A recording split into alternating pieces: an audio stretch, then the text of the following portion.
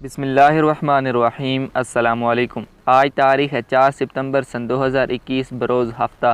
Kuwait Urdu news کے ساتھ میں ہوں محمد عمر۔ آج کی اس ویڈیو میں کویت کے حوالے سے کچھ تازہ ترین نیوز اپڈیٹ اپنے ناظرین کے ساتھ شیئر کرتے ہیں۔ سب سے پہلے کویت کے لیے ایئر ٹکٹوں کے حوالے سے بات کرتے ہیں کہ بھارت کے لیے براہ راست پروازوں کے لیے ٹکٹوں کی قیمتوں میں بہت تیزی کے ساتھ اضافہ ہو گیا ہے۔ ہندوستان کے لیے براہ راست پروازوں کی قیمتیں مسافروں کی بے مثال مانگ کی وجہ سے ریکارڈ سطح پر پہنچ گئی ہیں۔ پہلی پرواز چونکہ جمعرات والے دن بھارت کے لیے چلائی گئی تھی اور ٹکٹ کی قیمت فی مسافر 400 دینار تھی، جو کہ تاریخ کی سب سے زیادہ قیمت ہے۔ اس لیے انڈین بھائیوں جو کویت جانا چاہتے ہیں، ان کے ٹکٹ کی قیمت کی وجہ سے پریشان ہیں، تو ان سے یہی کہوں گا کہ ابھی ویٹ کریں۔ جیسا ہی روٹین کے مطابق پروازیں سٹارٹ ہو جائیں گی اور رش کم ہوگا تو ٹکٹ کی قیمت کم ہو جائے گی۔ فی الحال مختلف ایئر لائنز نے ٹکٹ کی قیمتیں مختلف رکھی ہیں، کوئی 400 دینار لے رہی ہے تو کوئی 500 دینار۔ جیسے ہی لوگوں کا رش کم ہوگا تو ٹکٹ کی قیمت خود بخود کم ہو جائے گی۔ اگلی خبر شامل کرتے ہیں کہ سول ایوییشن کی عمومی انتظامیہ نے اعلان کیا ہے کہ کل اتوار کو کویت اور مصر کے درمیان براہ راست تجارتی پروازیں دوبارہ شروع کرنے کی تاریخ مقرر کر دی گئی ہے۔ سول ایوییشن کے ڈائریکٹر عبداللہ الرجی نے بتایا ہے کہ 9 کویتی اور مصری فضائی کیریئر دونوں برادر ممالک کے درمیان لائنوں کو ان سیٹوں کی تعداد کے مطابق کام کریں گے جو ان کے درمیان طے کی گئی ہیں، جو کہ کویت ایئرپورٹ پر گنجائش بڑھانے کے لیے کابینہ کے حالیہ فیصلے کے مطابق ہے۔ الرجی نے مزید بتایا ہے کہ انتظامیہ ابھی تک ہندوستان سے کویت بین الاقوامی ہوائی اڈے کے لیے پروازیں شروع کرنے کے لیے اہل بھارتی حکام کی منظوری کا انتظار کر رہی ہے، جو کہ اگلے ہفتے کے اندر بھی متوقع ہے۔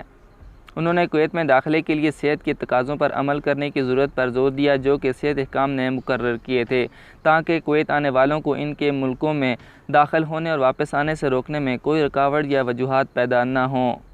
اگلی ایک اور خبر شامل کرتے ہیں کہ وزارت تعلیم کا کہنا ہے کہ ویکسین کی ایک خوراک اسکول میں داخل ہونے کے لیے کافی ہے۔ باخبر تعلیمی ذرائع نے انکشاف کیا ہے کہ نئے تعلیمی سال میں کرونا وائرس کی ایک ویکسین حاصل کرنے والے اساتذہ اور طلباء کو اسکول میں داخل ہونے کی اجازت دینے کے لیے ہدایات جاری کر دی گئی ہیں۔ یہ اس لیے کہا گیا ہے کیونکہ کرونا وائرس کی ایک ڈوز لگوانے کے بعد دوسری ڈوز لگوانے کے لیے کچھ وقت درکار ہوتا ہے۔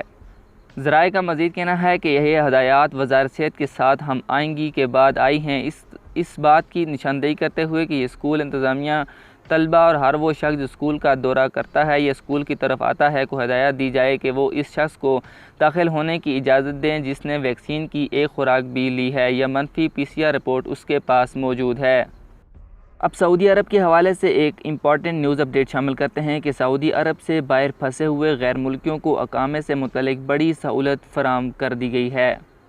سعودی عرب نے بیرون ملک پھنسے ہوئے غیر ملکیوں کے اقاموں اور خروج و عودہ کی مدت میں 30 ستمبر 2021 تک مفت میں توسیع کا فیصلہ کیا ہے، جس سے تارکین وطن کو بڑا ریلیف ملے گا۔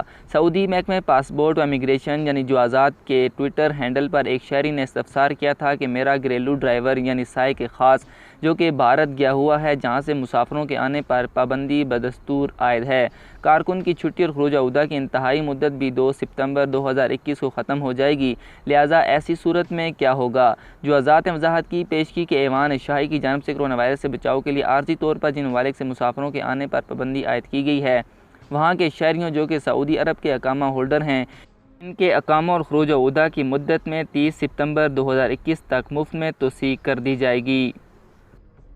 آج کی خبروں سے اتنا ہی۔ مزید خبروں کے لیے ہمارے YouTube چینل پر وزٹ کریں، ہمارے چینل کو سبسکرائب کریں اور بیل آئیکن کو ضرور پریس کریں تاکہ آپ لمحہ بلمحہ اپڈیٹ حاصل کر سکیں۔ مجھے دیجیے اجازت۔ اللہ حافظ۔